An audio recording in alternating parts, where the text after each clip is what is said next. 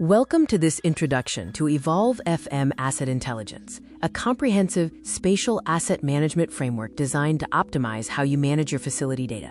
Evolve FM utilizes a structured data hierarchy to organize your facility information. By mapping assets and personnel to specific spatial tiers, the system automatically generates insights for reporting and root cause analysis.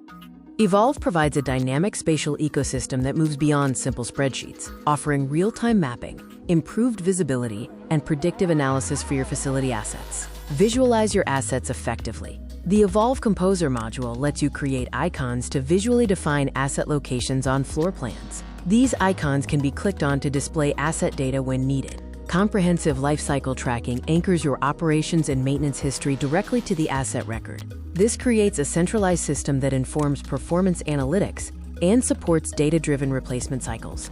Evolve allows you to link assets directly to occupants and spaces. By tracking Tier 1 allocations, you maintain a flawless chain of custody, whether assets are assigned to business units or specific individuals.